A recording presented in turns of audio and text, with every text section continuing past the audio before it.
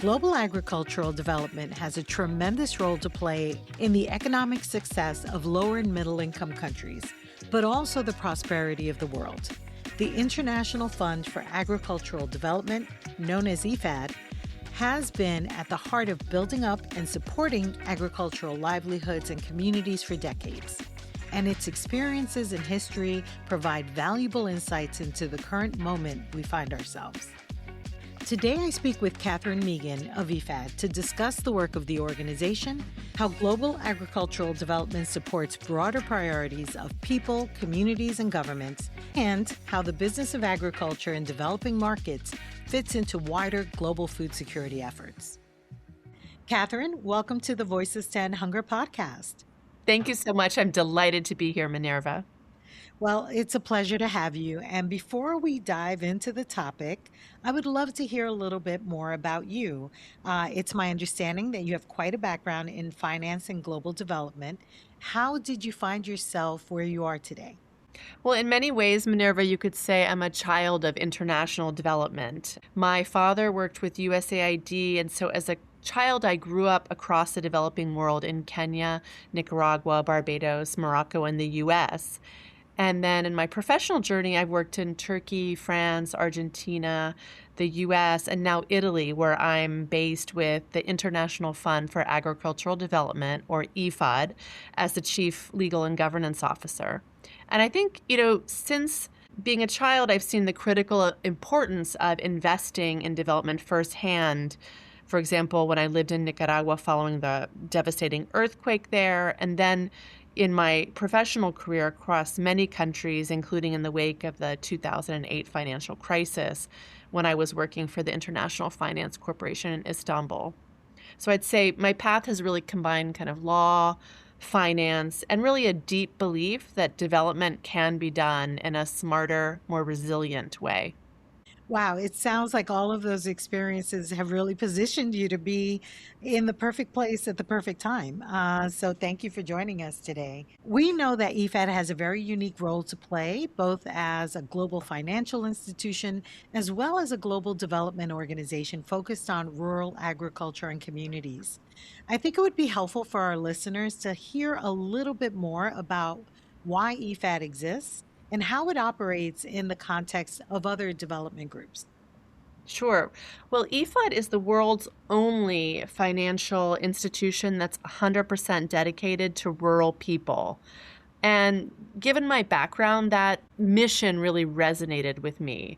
Rural women, men, and youth are real innovators. They're not kind of passive recipients of aid, but they're entrepreneurs and they're problem solvers.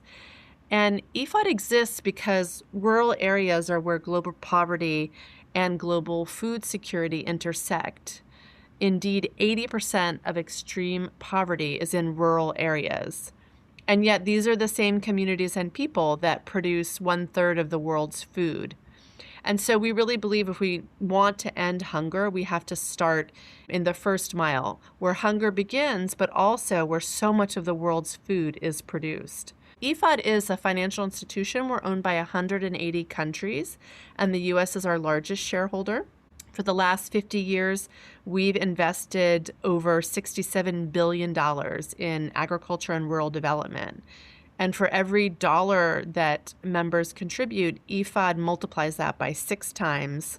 So for every $1 from shareholders such as the United States, we invest $6 on the ground. And I think overall, what makes us different from humanitarian agencies is that we invest. So we do long-term loans that build rural businesses and rural economies. So instead of giving a hand out of emergency aid, I would say we give a hand up, investing in people and rural economies so that they can build their own long-standing resilient businesses. And it's so important to take that long view and to make sure that these communities are empowering themselves to really stand up in the future. So thank you for that. We seem to be, however, witnessing a shift in the environment around global development policy. I'm curious to hear if you see recent developments here in the U.S. as part of a broader global trend, or is there something unique about this moment? Well, I do think we're seeing a global reset, Minerva.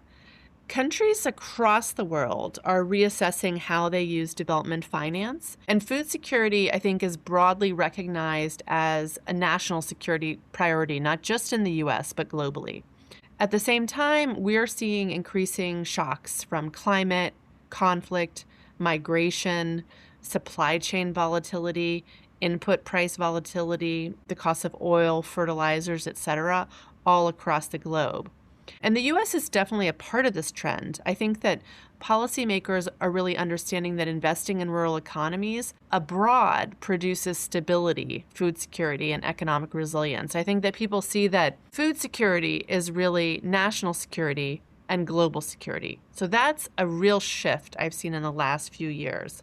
I think that there's also a recognition that IFAD reaches the first mile. So it's a place that most others don't reach. These are very, very rural areas, and we're investing about 1/3 of our portfolio in fragile and climate and conflict affected areas. And these are difficult places to reach.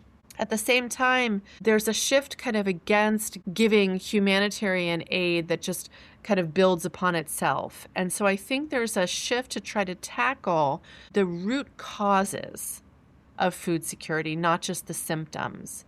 And that means investing in rural people so that they themselves can provide jobs and build rural economies so that they don't need humanitarian aid in the future. And one of the most impressive statistics I've seen is that investing $1 today in the type of work that IFAD does can save up to $10 of humanitarian aid tomorrow. And at the same time, it builds people's dignity, their resilience, and their own ability to feed themselves, their families, their communities, and reinvest in those rural communities.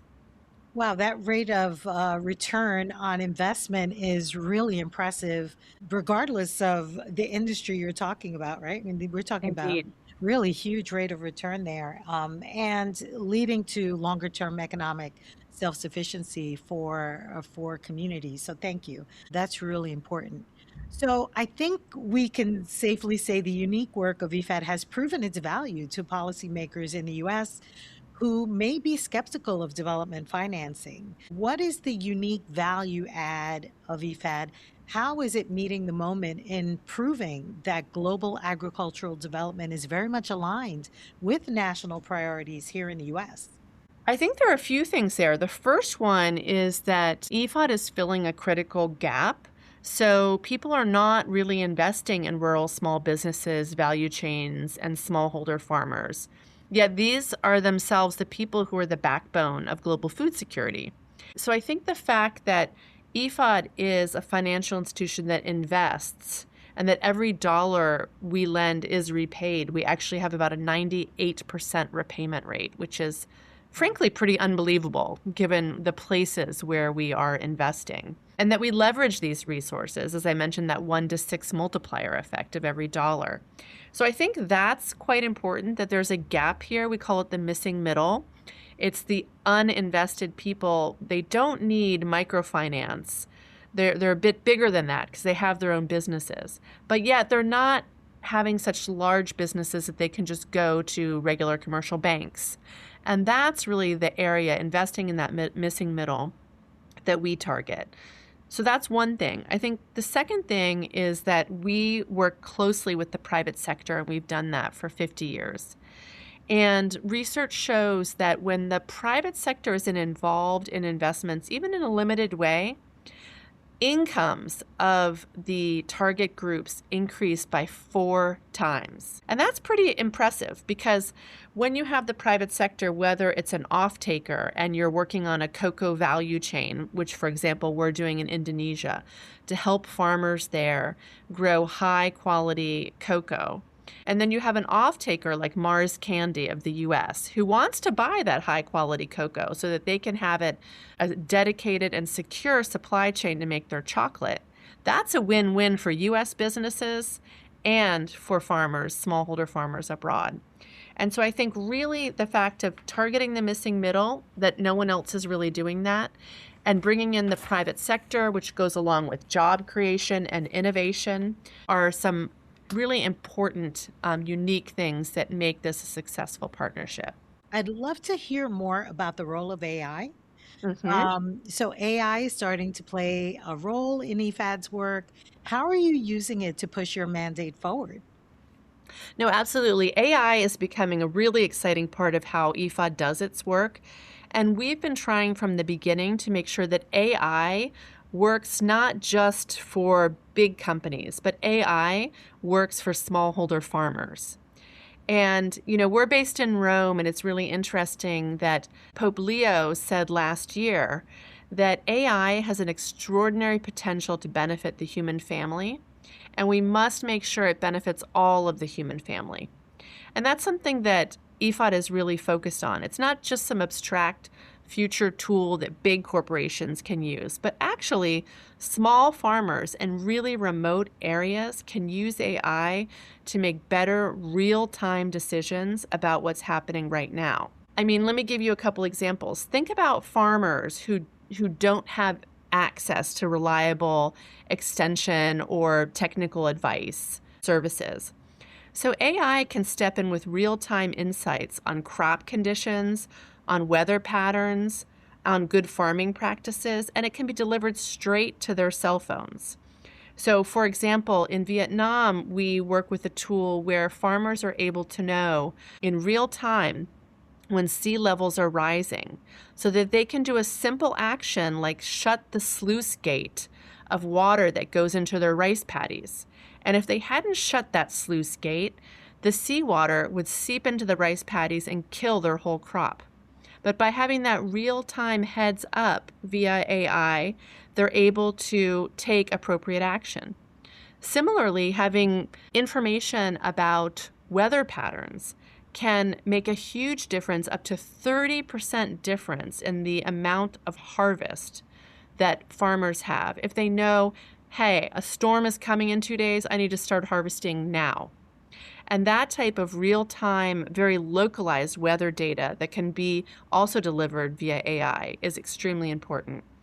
A third quick example is we have another application where farmers are able to take a picture of a leaf, and it might seem like there's a pest or other disease perhaps going on with that. And they can instantaneously find out what is the issue and also how to treat it. And so this is something that you can imagine with early detection can save whole crops from being wiped out by plagues or pestilence. Wow. And Catherine, how are farmers getting access to this AI information? That's a great question.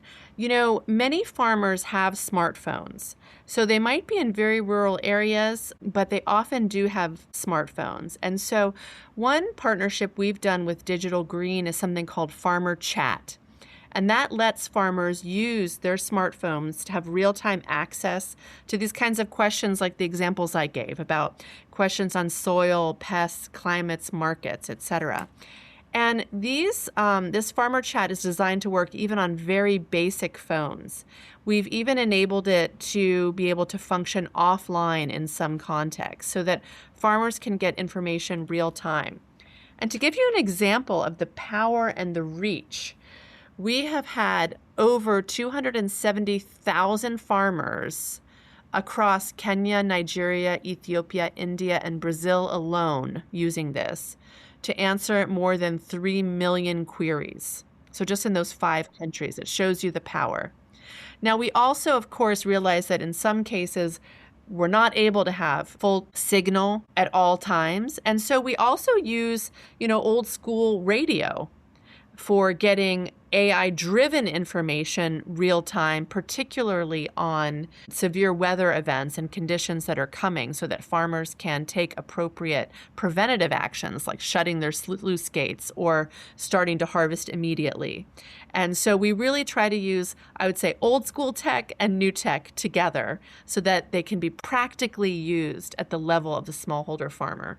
Those are great examples. I actually didn't realize that AI could be used in all these different ways. That's awesome that you're basically trying to reach folks where they are and using the appropriate technology or old school methods, as you said, to get them the information. Let's change tacks a little bit and talk about what trends you're seeing within the work of IFAD and perhaps even the agricultural development community overall. How has your work evolved over the past decade, let's say, and where do you see IFAD going into the future? Great question. I guess I'd say there's three big trends we're seeing. The first is a major shift towards private sector leadership. The second is a world that's increasingly defined by fragility. And the third relates to what we were just discussing about the rise of intelligent, data-driven agriculture. So on the first one, on private sector, not just across IFAD's portfolio, but in general, we're saying how the private sector can be a really strong development partner. Indeed, like I said before, when the private sector is involved in projects, the average farmer income can rise by 4 times. And that's just a major, major impact. I think we're seeing also that with the current geopolitical circumstance, the private sector wants to be involved, and they want to be involved not just for charity to help out and do the right thing, but also to make a profit. You know, when you're looking at companies like the Mars Candy Company that needs a reliable source of high quality cocoa for their products, it's a win-win to work with smallholder farmers to assure yourself that value chain.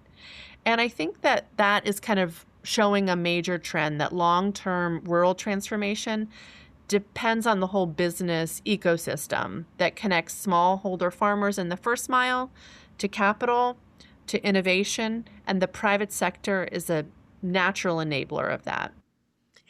And having that private sector self interest, I think, also helps with the sustainability of these projects, right? I mean, because if they find a great source of the supplies they need for their products, they're likely to continue to invest in that. Absolutely. And that's exactly what we want, that EFOD is no longer needed to invest in that community. They are resilient, they are thriving, they were working directly with the private sector. They themselves are the private sector, they're the local private sector because they've created their own businesses. But they're connected from the first mile to global markets. And then we can move and invest in other communities and other peoples and keep that really positive reinforcement going. So let's get back to some of the other trends you said you're also looking at. Sure. So one is fragility. You just open the newspaper, turn on the news every day, and we know that fragility has really become a defining feature of the global development landscape. So we're seeing higher rates of conflict, war, climate shocks, economic shocks, increase in food prices as well as staples needed to produce food, fertilizer, oil and gas, etc. IFAD now channels about a third of our core resources into fragile and conflict-affected settings. We operate in 29 of the world's 38 most fragile countries. And this is really challenging work because it's already hard to invest in very rural areas of the developing world.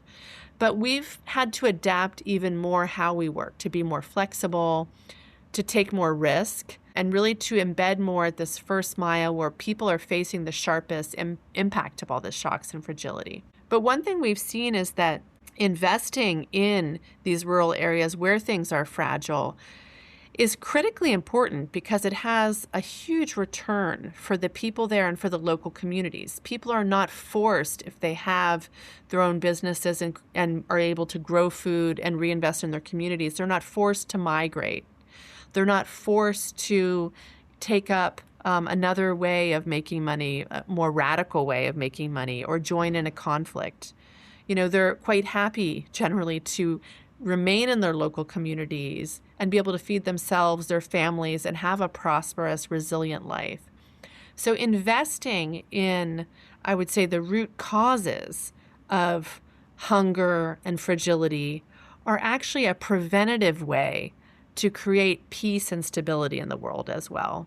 Thank you. I think that's such an important perspective and just the importance of that longer term view, in terms of making sure that as we in the US are looking at investments overseas, that we're investing in a smart way that helps us in terms of our national priorities. And this certainly aligns very well, I think. Let's talk a little bit more about the third trend that you mentioned, data-driven agriculture. Yeah, exactly. So we're witnessing really across the world an evolution, and that's going from traditional farming systems to what I might call intelligent, data-driven agriculture. And these are some of the things we just talked about, Minerva, like real-time data from satellites, from drones, from soil sensors, that AI can kind of read what's happening in a field almost like a live dashboard, from crop performance to soil moisture to climate conditions. And that unlocks a lot of automation for irrigation, fertilization, pest management, and just generally making farming more efficient and more resilient and less dependent on the vagaries of weather, having enough labor at the right time. And I think that AI is a really powerful enabler across rural development. And looking forward, IFAD's future view is really blending high tech and low tech, like we talked about, AI as well as the radio, public and private, local knowledge and global innovation, and bringing the right tools at the right time so that we can continue to build inclusive and collaborative, data-driven agriculture. I think it's clear that that's the future for agriculture. Wonderful. Thank you. What lessons can other organizations and even national governments learn from how EFAD operates? I think there's a real lesson here that ending hunger is absolutely achievable in our lifetime. The world produces enough food to feed everyone on it today. And I think that governments and others need to work collaboratively together to make this vision a reality. And I think a big lesson is the importance of investing now in the root cause rather than just treating the symptom. So what do I mean by that? It's investing now in long-term resilience, building vibrant economic communities in these rural areas so that they can really stand on their own 10 years from now, rather than just being caught in this cycle of responding to more and more humanitarian and other crises. Thank you. I think that's such an important point that you're making. We seem to be more focused on humanitarian aid, which is absolutely necessary. But as you argue, I think it's important to take the long-term view. We know these are solvable problems.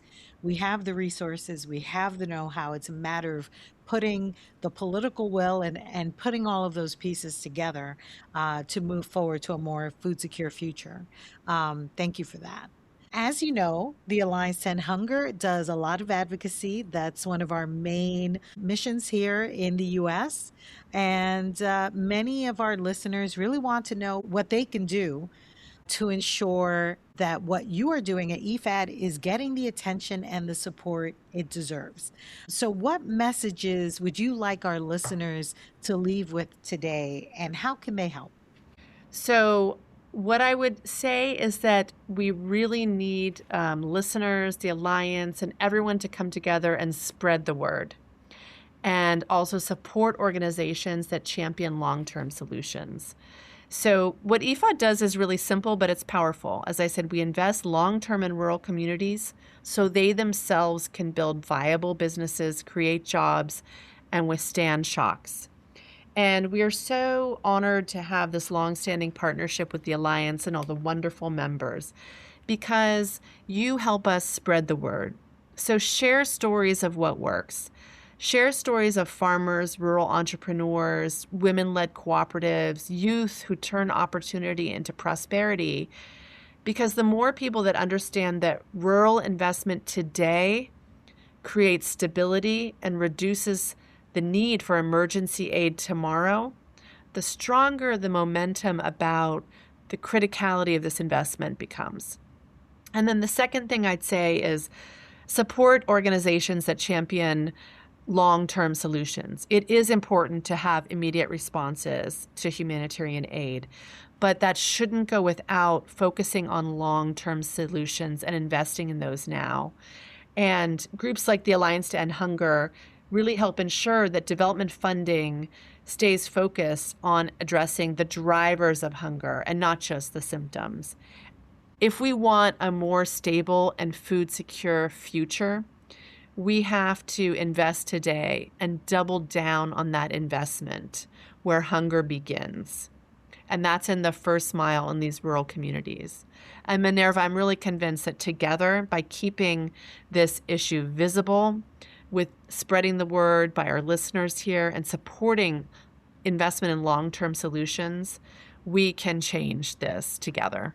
I agree. I think that, at the Alliance, we understand that yes, we need the solution today for that hungry person and that short term solution. We need the humanitarian aid, but that is no substitute for the longer term development that will then eventually lessen that need and really move us to a more food secure future. So we certainly appreciate you being part of the podcast today, Catherine.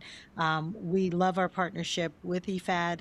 I'm always in awe of everything that's happening over there and all of the just the amazing statistics that I hear whenever I hear one of you speak. I'm astounded at just the level of impact and how a small investment can really make a huge long-term difference and empower farmers and communities to be self-sustaining, which is ultimately the goal. Thank you, Catherine. It's been a pleasure speaking to you today. Thank you. My pleasure, Minerva. That was Katherine Meighan of the International Fund for Agricultural Development. You can learn more about the work they do around the world at ifad.org. This has been another episode of Voices to End Hunger. Feel free to email us with any questions, comments, or suggestions about what you'd like to hear at podcast@alliancetoendhunger.org. Today's episode was produced and edited by Nate McGrath. I'm Minerva Delgado. See you next time.